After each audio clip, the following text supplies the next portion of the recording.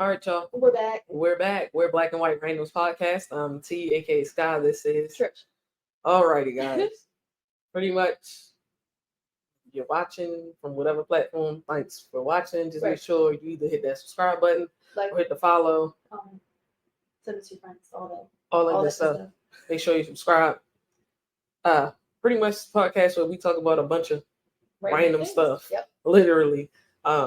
Yep. Well, like I said, it could be hot topics, could be viral. Who knows? Yep. Give us suggestions if you have any. Absolutely. All right, so we're gonna get this thing kicked off. Okay. Who is responsible for building the NFL team schedules? Some of the primetime games just are not it. No, I don't know who did it, but y'all did not pay attention this year at all.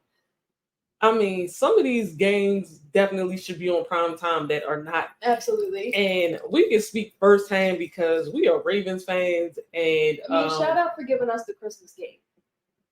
One of the Christmas games, yes. That was a great decision. But overall, no. I think last year, it was either last year or the year prior to, I think we played on Christmas Eve. But either way. Overall, in general, the schedule this year is not. It is horrendous. It's only because of the slots of times they have for some of these games. They start the season right when they put Kansas City and the Ravens on Monday night primetime. Yeah, I'm absolutely fine with that. Yeah. I just got one question. Whoever made this schedule, how the heck is the Ravens and the Eagles playing at 4:40 or 4:45 or whatever it is on Sunday this week? Ooh. Like, that is absolutely absurd. Like, who decides this stuff? Yeah. That should have been the 8:00 game. I'm sorry. Yeah. That should have been the primetime game. It is no way that should have been the primetime game. Y'all put that game on at 4:40 in the evening after, like, what are y'all really thinking about? Then in other news, it also pertains to the Ravens schedule, but skipping the prime time in general. How do the Ravens have 3 games in like 10 days? Like that whole week of like Christmas or whatever, there's 3 games in 10 days. Answer that. Because no, you wouldn't do that to any other team. I feel like there's probably some other teams. I don't want to misspeak and say that they're not. It feels like, okay. But it feels like the Ravens schedule been all kinds of crazy. It's crazy this year. I'll give them that. Like, they had a lot of really good games. Yeah. But they've also had a lot of really good games that weren't on prime time that should have been. Yeah. There's quite a few of their games that I'm like, who makes these schedules up? Yeah. Don't let that person do it again next year. Yeah. Don't let the same person do it again. I don't know. Or they need to figure out a way where they can do like prime time has like some double or triple like games on it where it's like Sunday night football or whatever, where you can have 2 to 3 different games on. I think they've done it a couple times on Monday night this year where there might be like 2 games on, but like they got to figure that out because overall it's like trash. Yeah, the schedule this year is not been good. Because first of all, NFL, like some of these teams are like really, really good. The only thing that I could say the salary cap, which I figured this was going to be the benefit of it, down the stretch, down the road, which we're down the road now, of team salary caps or having salary caps. But it allows the talent in the NFL to be spread out. Like, it's not so condensed into like teams like when you had like the Patriot dynasty and all that. I feel like, it was the Patriots, then it was one other, like you might have had the Colts doing really well for a while. But not like a huge stretch of like, oh yeah, they absolutely won the Super Bowl every year or every couple of years or whatever. Even like the Cowboys back in like the 90s and stuff like that. But like it leaves room for other teams to actually build. So like you got like the Lions, they're really good. The Bills are decent. You got teams like coming out of nowhere, like Cleveland was like one of those rare ones that I was like, you never know how Cleveland was going to swing. Cincinnati is like historically been usually good. Yeah. I mean, I'm not gonna say they've been the best team, but like they usually, have they're not gonna be the worst team. Yeah. So I don't know. Kansas City gonna be Kansas City. Like they basically like the new Patriots at this point. I'm just over it, especially because watching that games now, like how the refs, somebody made a whole video of like the Kansas City refs and like all the missed calls they had already on the Mhm. year that are like blatant missed calls. Like they literally turned a blind eye to it. It's Like funny pass 'cause interference where like the defender didn't have his head turned or anything. Like I it's don't know. always crazy, like, because Ravens fans started saying this at the end of our last game with them last season, Mhm. but people who didn't watch that game because they're not fans of either one of those teams just said we were whining and crying. But now that they've played your team, now you see it. That's crazy. I don't know. Because it's becoming like I'm starting to see it pop up on like my social media much more than I did in these last couple months. And blatant missed calls, favoritism, they need new refs, and like I don't know. It's just it's crazy. blatantly clear. And there's another topic that I'm gonna try to get off of this one because there's a topic in here that kind of deals with why I speculate that all of that is going on with Kansas City. But I'm over it. But y'all will have to stay tuned for that because like we got a couple more random topics in between that don't deal with football. So if you came here to watch because this is a football topic, thanks for watching this segment. Appreciate you. If you came across it and you want to know when we pick that back up, read the description. I've been posting like the timestamps when different conversations start recently. So you can skip if you want to skip ahead. I'll tell you where. Just go read the description. Yeah, but I just need the NFL to come with like better scheduling next season or something. Please. I don't know. There's a lot of games that probably should have been prime time for a couple of teams where I was like, why is this game out in prime time? But whatever. Yeah. Anyway. Mm-hmm. So if you had to pick a Mount Rushmore, for actors and actresses, like you can split them, the actors on one and you had one for actresses. Okay. Who's your Mount Rushmore for each? Ooh.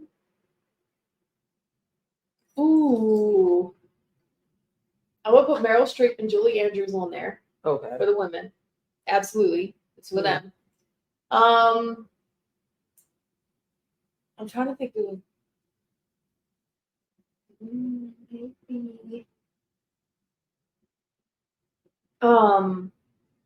what was her name? Olivia Newton-John. I would put her on there. She did a lot of very like different types of roles and some really iconic roles. I mean, she's had a couple of those. I can agree. And then I don't know who my fourth would be for the women. See, this is why she comes up with the topics because she can catch me off guard. I might come back to that. I'm gonna start on the men. Johnny Depp, for sure. He would go up there. I can see that. Yeah, I think Mel Gibson would go up there. Mm-hmm. Probably Denzel. Mm-hmm. And maybe not surprising. I would put Kevin Hart up there. Kevin Hart is like, I don't know. He was one of those surprise, like. Yeah, that's why I would put him up there, literally because like I'm surprised that he ended up being as good as he is. But then again, like his comedic timing is like always on point. It's incredible. Films, anyways. Yeah. If I'm gonna throw out a fourth female.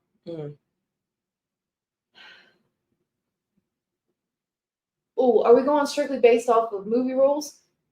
I said it doesn't matter if it's TV or film. So I'm gonna put a younger girl up there. I'm gonna put Zendaya up there. She can morph. I feel like as young actresses, like I could see that. She can morph. There's a young actress that I would challenge to go against her.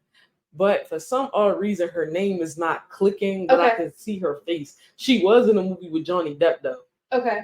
It was the one that they remade of like that soap opera from the 70s that was supposed to be like a scary movie. What? Yeah, you're going to have to Google that one. Yeah. So while she's looking that up, because it is a Johnny Depp film. But anyway, all right, let's see. Because actually, I could put her on to batch your younger actress. Mm-hmm. I would put her up against Zendaya any day because she's that versatile.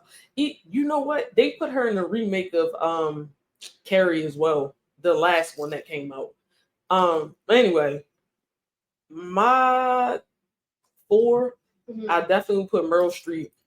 Yeah. I would say Viola Davis. Yeah. Angelina Jolie for me. And then if I was going to challenge your actress, it would be that one that's from that film which I thought you was gonna Google the cast by I'm now. trying, but I don't know what movie it was. You could have just looked up the last Carrie movie that came out. Oh, all right. Anyway, Mm-hmm. I'm gonna jump over here while she's figuring that out. So, but yeah, I'm gonna just go with that for now. Moving to the men actors, I would go with Brad Pitt for me. Chloe Grace Moretz is her name. So that was the fourth one on my actresses. Okay. So I went Brad. Mm-hmm. Actually, I would go Will Smith. Yeah. Denzel is kind of like, I feel like he's gonna be at the top of everybody's Mount Rushmore. So I'll replace your Denzel with my Will.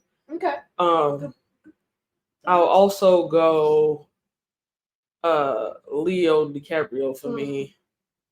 Martin Scorsese. Maybe. I would put him on a director's version of Mount Rushmore. It would be on the director's version. I would put him me, on the director's. but I'm thinking like films wise from him. Maybe Joaquin Phoenix. That's what I was thinking. Joaquin. Yeah. So it would have been Joaquin Phoenix. Okay. So Joaquin, Leo, Brad, and Will Smith. Okay. Those are the top four for me. That's a good lineup too. That is a good lineup. It is. I know it is. I'm a movie buff. She is. So absolutely is. Here we go. The black dollars are starting to talk. As they should. Okay. Reason being, if you track any of the Black Friday's history, because even like with the New Age shopping online, Walmart has always been one of those things where people going to Walmart on Black Friday, they rush into Walmart, potential fights break out, like whatever. Like that's always been Walmart's thing, even with the new era of online shopping, right? Yeah. This year, I don't know if you've been on TikTok and just search Walmart, like DEI. I heard about that. I sent you that. People were just waking up early to go in the stores just to see if people were in there. They weren't even shopping. They were just walking around. It wasn't a black or brown person in there nowhere. So I don't know, Walmart. Y'all might want to really rethink that little DEI BS y'all that came out with. Huh? Even if they do that, I feel like some of that, most of that damage is already done. I don't know. They were already kind of like on the fence with how their business was trending anyway. I don't know. Right. Yeah, not realizing like who your actual customers are. Because if you want to be honest, like Target is the more bougie version of y'all. Yeah. You know. Yeah, I saw that pop up on Instagram a couple days ago, but I haven't seen the TikTok. I haven't been on TikTok a lot. It was like some black people that would just went in there just to check it out at 6 or 7 a.m. in the morning, and it literally was a ghost town. Well, that's what y'all get. That's what y'all get. Yeah. I mean, you got to know who's spending their dollars at your store. Right. So, I don't know. Sucks for you, Walmart. Anywho. So, please remember you cannot change these men. It's a blanketed statement. And where do you think that came from? a lot of places. And what made you bring it up? Because she's right, you can't. And I know conversations we've had, but where did this come from for the topic for the podcast? The topic. So that same therapist that interviewed Cam Newton and Nick Cannon was on that popular podcast that's always on TikTok, but that panel with like 4 or 5 black women and men. Tonight's conversation. Huh? That one? Tonight's conversation. I think it is where they always have an audience or whatever. They sit on stage. So she was on there with them, and she basically was just telling this woman, because she was like talking about whether or not she should go back to her man because he, serial cheater, yada, yada, yada. And she pretty much was like, how often do men really change their habits? She was like, they'll change when they want to change, but you cannot change them. She was like, I guarantee you in your history of dating, like you've consistently been dating the same man over and over again, because until you change whatever your mindset is, you're just gonna keep attracting the same type of spirits, basically. And she was like, clearly, you're somebody that will take and put up with it. Like, he already knows once he gets caught again. Like, he meant to get caught. He knows what to do to bring it back. Yeah, he didn't care if he got caught, and he continuously does it. And she on the whole rant like about womanizers in general. And then like basically, of course, she tried to go from like the psychological aspect of why women and men do this to themselves repeatedly.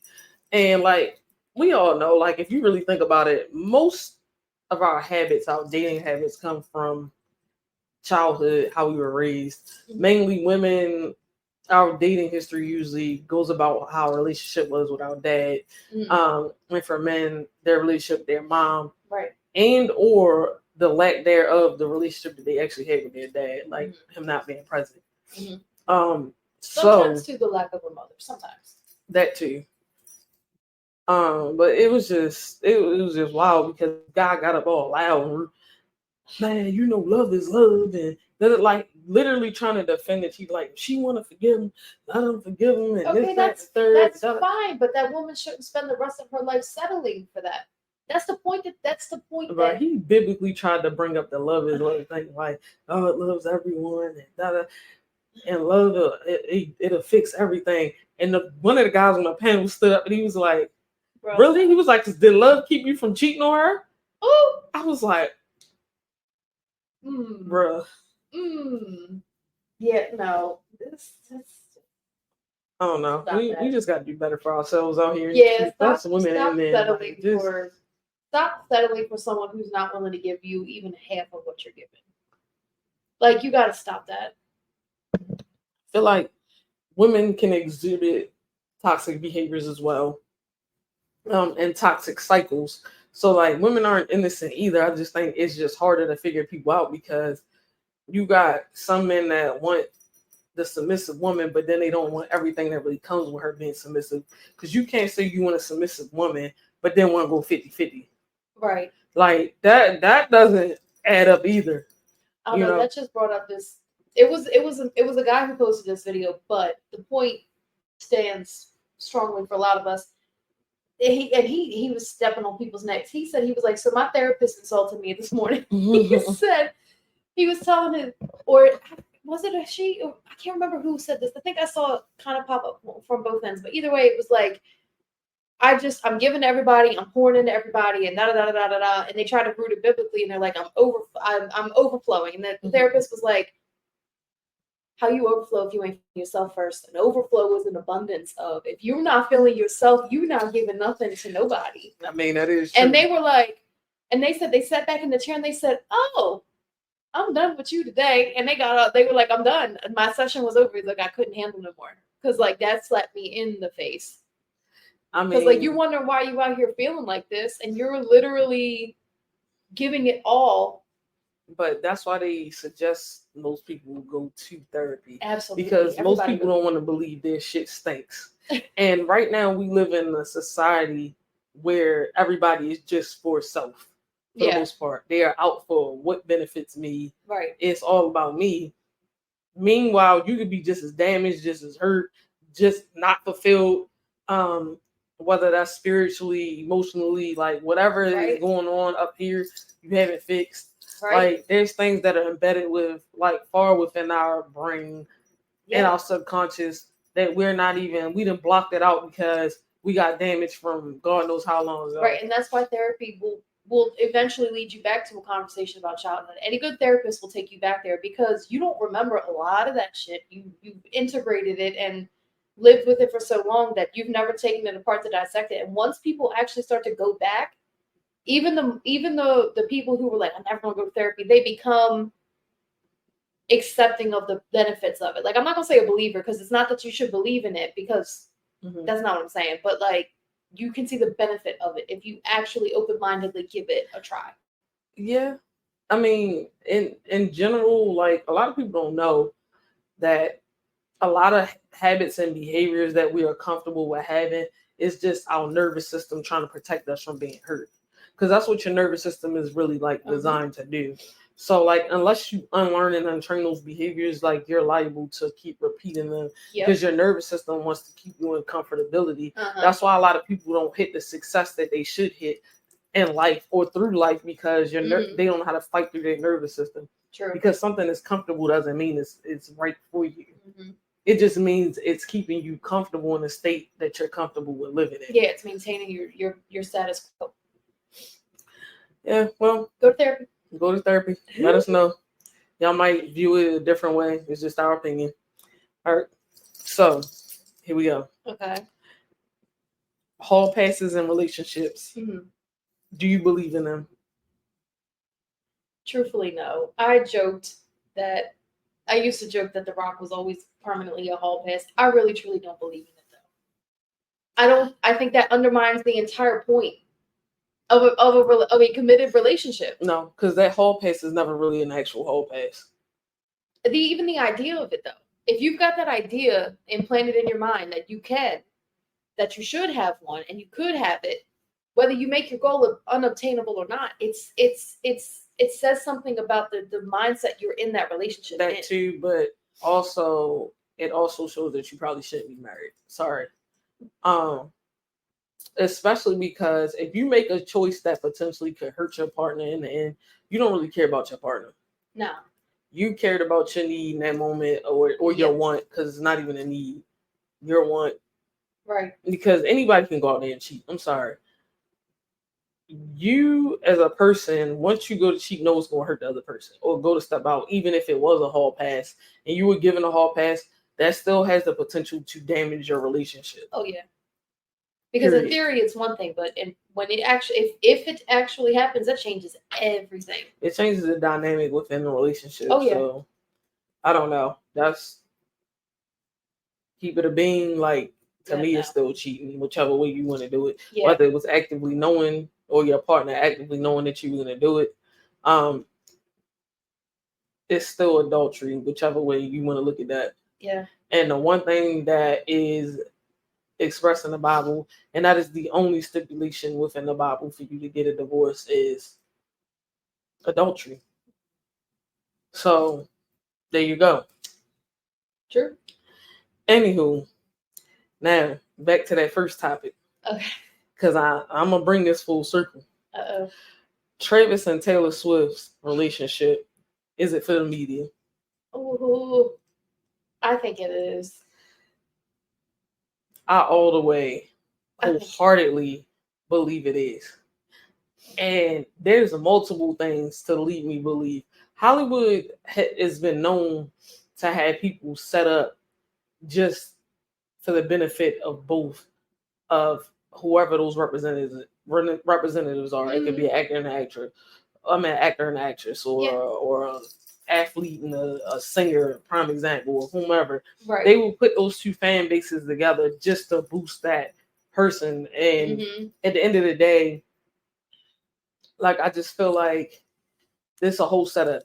Number one, I'm not going to go off the types because I really didn't want to do that. But if you were to historically probably put Travis Kelce's last 3 to 4 probably relationships before her together and then put Taylor Swift next to them, like that is wild. And I'm not saying people don't have multiple types. I'm definitely not going to say that. I mean, it could have just been him having himself a good time and dipping his foot in the water just because it looked fun and dating these black women. It's possible. It could have been. However, as crazy as it seems, and that could have been the case for him. Maybe those black women were just something that he wanted to pass the time with. Cool, whatever. Do you? But you're not fitting to tell me that this real thin ass white girl that's unseasoned and her fan base can say whatever and do whatever they want to do. Some of her music I do like. Yeah. However, it's just not. Sometimes they don't even look happy when they have pictures of them out. Like, bro, I seen them get off a boat and he going one way and she dragging on behind. Like, it just looked crazy. Yeah. Like, they put on for the cameras when they know they're there. When they don't, like, this whole thing don't make no sense. It doesn't. Like, how they even got together made no sense. Then him coming up with I always had a crush on her from the time that I was, and I'm not gonna say that he probably maybe he did. Yeah. I don't know. But what I will say is Taylor Swift got a lot of bucks. She got a lot of fans on top of having a lot of bucks in her account. Okay. Travis Kelce nowhere near Taylor Swift level when it come down to cash. Taylor Swift is a billionaire. If you want to be honest. NFL sees Taylor Swift as a cash cow. They absolutely do. They know exactly what they did. Truthfully, the biggest thing that makes me feel like that is just for cameras is how the NFL has treated the entire thing. It has literally been a PR move for them. And if nothing else was going to make me feel like that, the way that they've handled that whole thing. They built their schedule this year around her tour schedule. Admittedly so. Come on now. So she can be in attendance. Come on now, y'all. Y'all gotta see that. They still can add up with her schedule, but the majority of them added up with her schedule. Come on. I'm just like, knowing she was on tour, I was just like, it's a scam, is what it is. It does feel like one. And the NFL has made it blatantly clear that their refs will get out there and play the rough game. They did the most damage to that whole. My opinion is mostly influenced by how the NFL has handled it. Honestly, absolutely. And my thing is this: they also knew they couldn't let Kansas go undefeated this year too. Yeah, they've only lost one game, which was last week. Let's be for real. Mm-hmm. So they know what they're doing, and I really hope it don't come back to shoot y'all in the foot. Because if they figure out that this shit is really rigged like the WWE, y'all gonna start losing viewership just like that. The NBA starting to lose some type of viewership as well that I was reading the other day. Mm-hmm.